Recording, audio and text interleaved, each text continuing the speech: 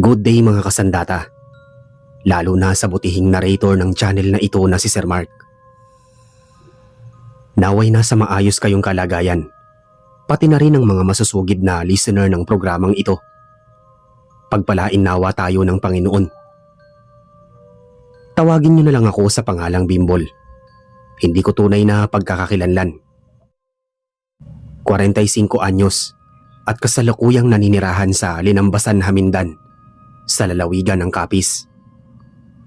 Pamilyado na po akong tao at mayroong 3 anak sa butihin kong asawa.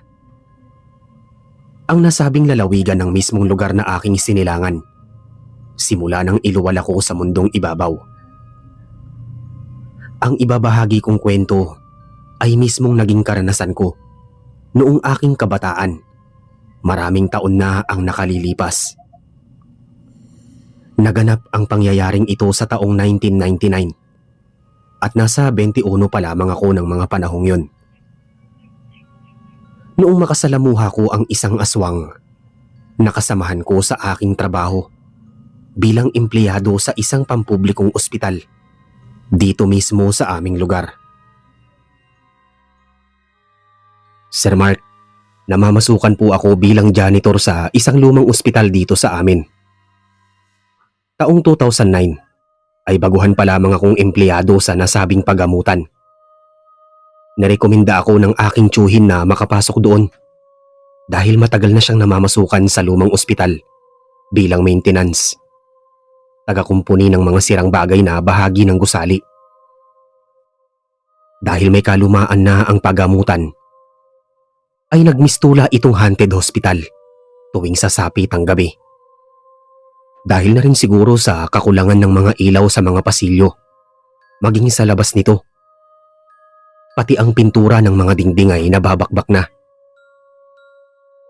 Sa mga panahong yun, Sir Mark, ay usap-usapan na sa aming lugar ang tungkol sa mga nilalang na tinatawag na aswang.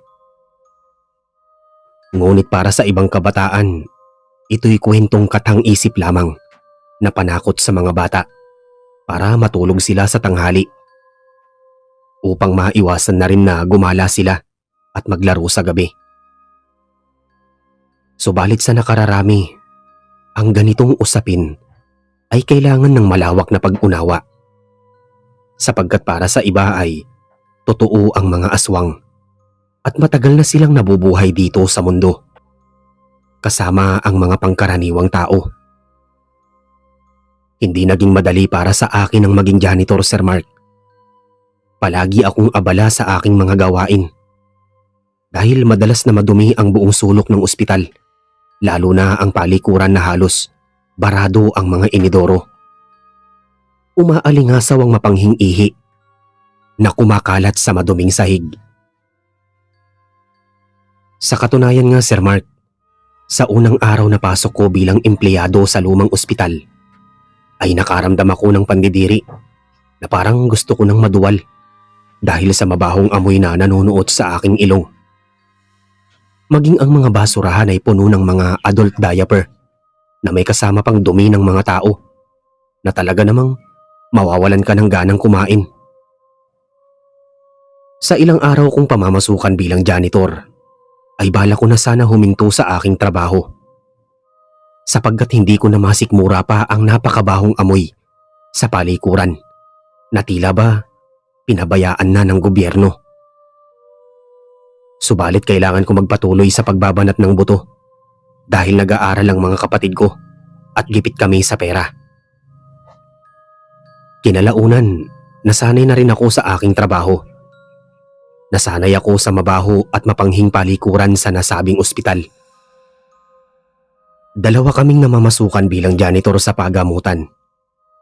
Subalit makalipas ang ilang buwan, ay umalis ito sa trabaho dahil kailangan nitong tumungo ng Maynila at doon na magtatrabaho. Mas lalong naging mahirap para sa akin ang mga gawain dahil mag-isa na lamang ako roon. Wala na akong karelyebo at kain na lamang ang pahinga ko. Lumipas ang mahigit kalahating buwan. Isang panibagong empleyado ang nakasama ko bilang janitor na itago ko na lang sa pangalang Nestor. Matanda lang ito sa akin ng ilang taon at ganap pa rin na binata. Matangkad ito at patpati ng katawan na may kaitiman ng balat. Mabait si Nestor at masipag sa kanyang trabaho. Tila sanay ito sa mabahong paligid dahil baliwala na lamang sa kanya ang linisin ng napakaduming palikuran sa unang pagkakataon. Kahit anong linis kasi namin dito, Sir Mark, maya't maya lang ay madumi na naman ito. Minsan nga'y nanglilimahid ang sariwang dugo sa inidoro at sahig ng banyo. Marami kasing pasyente sa nasabing ospital na may malalang sakit, tulad na lamang ng tuberculosis. Nagsisilbi ding lying-in o paanakan ng lumang ospital dahil ito lamang ang pinakamalapit na pagamutan sa aming lugar. Sa mga araw na magkasama kami ni Nestor sa trabaho, tila may kakaiba akong napapansin dito. Ang pagiging tahimik niya. Hindi kasi ito palaimik at magsasalita lang tuwing kakausapin ko. Iba rin ang amoy na lumalabas sa kanyang katawan na animoy, parang malansang isda. At minsan na may amoy patay na daga na labis kong ipinagtataka. Sir Mark, tubong si Kihor pala si Nestor at napadpad siya dito sa aming lugar. Nangungupahan ito sa maliit na kubo sa isang liblib na sityo na malapit lang sa pinapasukan naming ospital. Nagkalat rin sa labas ng ospital ang ilang kabataan na nagbibenta ng sarili nilang mga dugo para ibenta sa mga pasyenteng may sakit na mayroong leukemia na nangangailangan na masalinan agad ng dugo sa mababang halaga. Nestor, hindi ka ba napapagod? Tanghaling tapat na. Panay kuskus mo pa rin sa sahig. Kumain na muna tayo. Mamaya na natin yan gawin. Wika ko sa kanya at niyayang kumain na. Mauna ka nang kumain, Bimbol. Busog pa naman ako. Sagot naman nito sa akin habang nakatuon ng paningin sa sahig. Gusto sana kita makasabay kumain eh. Sige, mauna na ako sa'yo, Nestor. Nagugutom na talaga ako. Wika kong muli dito bago ako tuluyang lumabas sa ospital na napapakamot na lamang sa ulo. Sir Mark, hindi ko alam kung iniiwasan ba ako ni Nestor o sadyang ayaw lang nito na makasama akong kumain. Palagi na lang kasing ganun ang sagot nito tuwing niyayaya kong itong kumain. Naisip ko na lamang noon na baka naiilang lang ito sa akin, lalo na't hindi pa naman kami masyadong lubusang magkakilala. Pakuwari ko'y masyadong misteryoso ang pagkatao ng bagong kasama ko. Maselan kasi ito sa lahat ng bagay. Minsan nakikita ko si Nestor na kinakausap ang ilang matatandang pasyente na may malubhang sakit habang nakaratay sa kanilang higaan. May ilang mga pasyente kasi na walang mga bantay at limitado rin ang dalaw. Isang bantay para sa isang pasyente tuwing sasapit ang gabi. At sa umaga na may mga nurse na ang nag-aasikaso sa mga ito kapag oras ng kanilang pag-iikot sa bawat ward ng nasabing pagamutan. Madalas din nagagawi si Nestor sa pinakadulo ng ospital, kung saan nakaimbak ang mga pinagbalutan ng mga sanggol na tinatapon tuwing gabi sa septic tank sa likod mismo ng ospital na yon. Naroon din sa pinakadulo ng gusali ang mga sanggol na hindi pinalad mabuhay, na isinilid lamang sa mga karton. Ibinibigay na lamang ang mga namatay na sanggol sa pamilya kapag lumabas na sila sa ospital at kapag naaasikaso nila ang sertipiko ng pagkamatay nito. Nagtataka ako, Sir Mark, kung bakit napapadalas doon ang kasama kong si Nestor. Kung tutuusin ay nakakatakot sa bahaging yun, sapagkat walang masyadong taong nagagawi doon. Nakatambak rin doon ang mga kumot at punda na may bahid pang dugo na pinaggamitan ng mga nanganak at mga pasyente. Sir Mark, 12 hours pala ang duty namin sa trabaho. 8:00 ng umaga ang in at ganoon din ang oras sa gabi kapag mag-a-out. Minsan inaabot na kami ng 9:00 sa pag-uwi. Habang tumatagal na magkasama kami ni Nestor, ay lalong mas nagiging misteryoso ang pagkatao nito. Napapaisip na lamang ako kung naliligo ba ito bago pumasok sa trabaho. Habang tumatagal kasi, mas tumitindi ang amoy nito. Namumugto rin ang mga mata na tila hindi natutulog sa gabi, na labis kong ipinagtataka. Isang gabi, malapit na noon ang out namin sa trabaho. Nililigpit na lang namin ang mga ginamit sa paglilinis sa storage room. Nang bigla na lang nagmamadaling umalis si Nestor. Hindi kasi kami noon nagkakasabay lumabas sa ospital tuwing uwian na sa trabaho. Saan naman kaya pupunta ang lalaking yun? Nagtatakang tanong ko sa aking sarili habang pinipiga ang map. Palagi na lang ako nitong iniiwanan tuwing sumasapit na ang 8:00 ng gabi. Hinayaan ko na lamang ito at nagpatuloy sa aking ginagawa. Matapos kong malinisan at maisalansa ng mga gamit, ay nilinis ko na rin ang aking sarili bago lumabas sa ospital. Tumungo ako sa barracks ng gwardiya para kunin ang aking bag bago lumagda ng out sa logbook. Alam kong hindi pa nakakauwi si Nestor dahil naroon pa ang kanyang backpack. Balak ko sana itong hintayin, Sir Mark, para may makasama akong maglakad sa madilim na kalsada dahil pareho lang naman ang aming daraanan. Maghihiwalay na lamang kaming dalawa ng daan kapag nasa kalagitnaan na kami ng nasabing kalsada, sapagkat liliko ito sa bahaging kaliwa habang ako na mahidediretso lang. Sir, pakisabi na lang sa kasama ko na una na akong umuwi. Bilin ko sa gwardiya. Tumango lamang ito at napailing sa mga tao na labas-masok sa ospital. Bago ako tuluyang umuwi sa amin, dumaan muna ako sa tindahan para bumili ng isang stick ng sigarilyo at isang candy. Masarap kasi maglakad sa kalsada kapag may hinihitit na yosi. Dahil malapit lang ang tindahan sa nasabing ospital, ay maraming tao ang bumibili doon. Habang hinihintay kong matapos ang bumibili sa naturang tindahan, ay nakatuon naman ang paningin ko sa ospital. Hanggang sa masipat ko si Nestor na nagmamadaling naglalakad. Nanggaling ito sa bahaging likuran malapit sa imbakan ng mga basura. May bitbit itong itim na supot na bag na hindi ko matukoy ang laman. Pailing-iling pa ito sa buong paligid bago tuluyang lumapit sa gwardiya. Inilapag nito ang supot sa lupa na tila ibinuhol ng mahigpit ang hawakan. Mabilis itong nagsulat sa logbook, sabay kuha ng kanyang bag, bago muli damputin ang itim na supot na inilapag nito sa lupa. Hindi naman pinansin ng gwardiya ang dalang supot ni Nestor para alamin ang laman nun.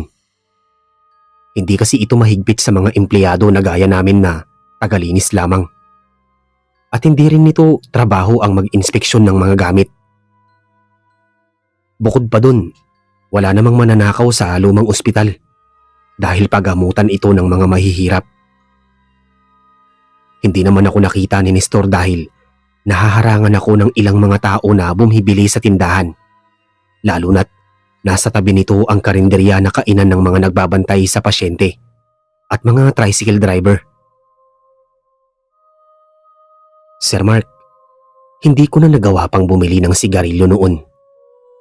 Nais ko kasing sundan si Nestor para samahan ito.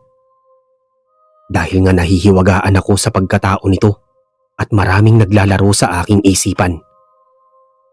Naisipan ko na lang palihim na sundan ito. Alam ko ang pinaglilikuan nitong daan. Ngunit hindi ko alam kung saan ito nangungupahan. Sinundan ko ito na may ilang metro ang layo. Yung tipo na natatanaw ko siya sa malayo. Malakas ang kabog ng aking puso habang nakabuntot ako sa kanya na parang may hindi magandang mangyayari. Makalipas ang ilang minuto Lumiko na ito sa makipot na daan na tanging liwanag ng buwan ang nagsisilbing tanglaw sa madilim na paligid. Madamo at mapuno sa kalsadang yon at iilan lang ang pamilyang naninirahan doon. Naging maingat ako sa bawat hakbang ng aking mga paa para hindi makalikha ng ingay. Hindi ko lubos maunawaan kung bakit mas ginusto nitong manirahan sa liblib na lugar. Kung iisipin, marami namang mauupahang bahay, tulad na lamang sa aming lugar na maraming kabahayan at magkakadikit lamang. Marahil gusto ni Nestor ng tahimik na paligid at malayo sa ingay ng mga kapitbahay. Sa pagkakatanda ko, Sir Mark, may ilang talampakan din ang bawat agwat ng mga kubo at masasabi kong payapa talagang manirahan doon. Presko ang hangin at tanging mga berde na puno at halaman ang bubungad tuwing paggising sa umaga. Yun siguro ang nais ng kasamahan kong si Nestor. Ilang saglit pa, muli itong lumiko sa isang mas makipot pa na daan. At doon bumungad sa akin ng isang maliit na kubo na gawa sa pawid at amakan. Napakasimple lang ng kubo at maaliwalas pagmasdan. Saglit muna akong nagkubli sa talahiban at hinintay na makapasok ito sa loob ng kanyang kubo. Tanging gasera lamang ang nagsisilbing liwanag sa loob ng 4 na dingding na kumurot naman sa aking puso. Maswerte pa nga ako rito kung ihahambing sa kanya. Dahil kasama ko ang aking pamilya, kahit na mahirap lamang kami. Habang si Nestor na may nag-iisa lamang sa buhay at malayo sa kanyang pamilya. Matapos nito sindihan ng gasera, ay naririnig ko ang paggalampag ng mga gamit. Dahan-dahan akong kumilos upang makalapit sa kubo at doon ako tumungo sa bandang likuran. Sumilip ako sa maliit na butas ng dingding sa bahaging kusina upang alamin kung ano ang ginagawa nito. Gusto ko rin malaman noon kung ano ang nilalaman ng itim na supot. Sumakto naman na tumungo si Nestor sa kusina at nagbalingas sa kalandi kahoy na tanging 3 bato ang nagsisilbing patungan. Kinuha nito ang maliit na palanggana na gawa sa lata at ipinatong sa mababang lamesa. Sir Mark, namilog ang aking mga mata nang kunin nito ang itim na supot at ibinuhos ang laman sa palanggana. Sapagkat ang laman ng supot na yon ay mga pinagbalutan ng sanggol. Matapos ibuhos ang mga inunan sa palanggana ay nilagyan niya ito ng kaunting tubig at walang habas na ipinatong sa kalan para pakuluan. Hindi ko lubos maisip na kinukuha nito ang mga inunan ng sanggol upang kainin. Kaya pala mabaho ang singaw ng kanyang katawan. Matutukoy ko rin na hindi siya pangkaraniwang tao at malakas ang kutob ko na isa siyang aswang. Kinilabutan ako ng mga sandaling yun, Sir Mark, at nanginginig ang aking mga tuhod sa labis na sindak. Dinig ko rin ang malakas na tibok ng aking puso na parang sasabog sa sobrang kaba. Nanigas na lamang ang aking panga nang maibaling ni Nestor ang paningin sa siwang ng dingding kung saan ako nakasilip na tila batid nito na may nakamasid sa kanya. Dumating na rin sa punto na bigla na lang nagbabaga ang kanyang mga mata sa malamlam na paligid ng kusina. Naisip ko na lisanin na ang kubo dahil hindi na ako mapalagay ng mga oras na yon. Muli kong inihakbang ang aking mga paa papalayo sa kubo at iniiwasan na makaapak ng mga tuyong sanga sa lupa. Subalit nagulantang na lamang ako nang bumungad sa aking harapan si Nestor na nanlilisik ang mga mata. Hindi ko mawari na napakabilis itong kumilos dahil kanina lang ay nasa kusina ito. Nestor? Utal na wika ko dito habang naninigas ang aking katawan. Natatakot ka ba sa akin, Bimbol?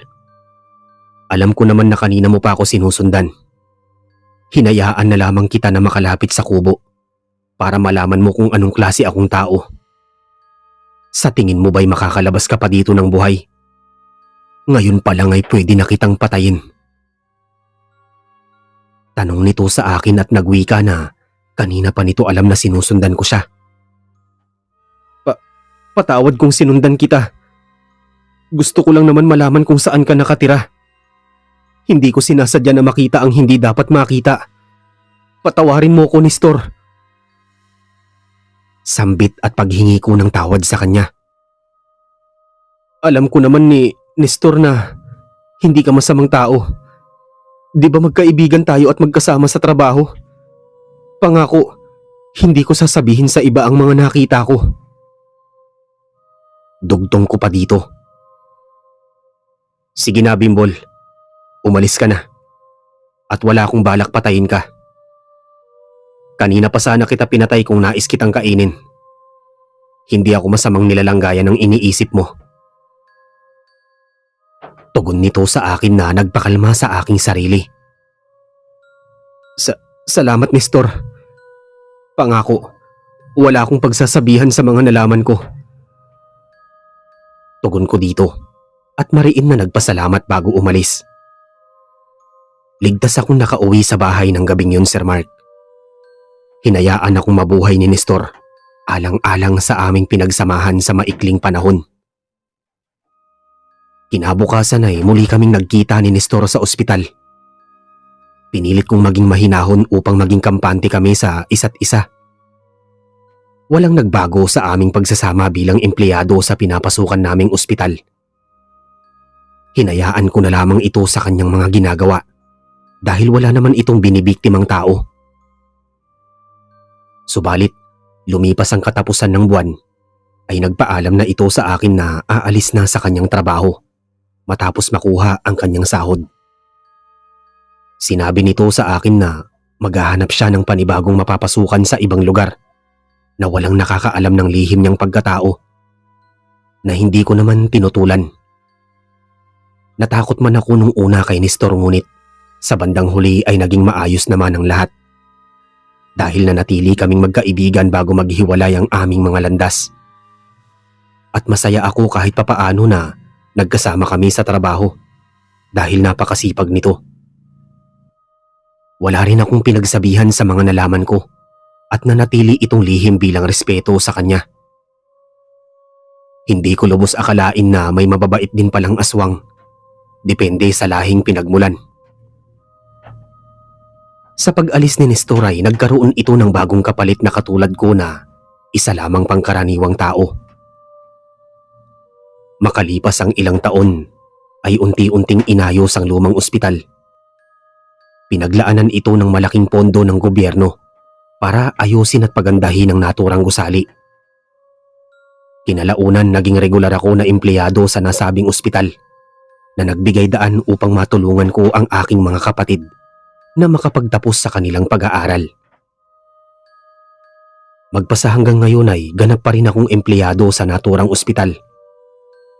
Masaya ako sa aking trabaho bilang janitor dahil nabigyan ko ng maayos na pamumuhay ang sarili kong pamilya. Hanggang dito na lamang po ang aking kwento, mga kasandata. Naway magbigay aral ito at inspirasyon sa mga taong nakarinig ng aking istorya na hango sa tunay kong karanasan. Lubos na nagpapasalamat ang inyong masugid na taga-subaybay. Bimbol ng Capiz.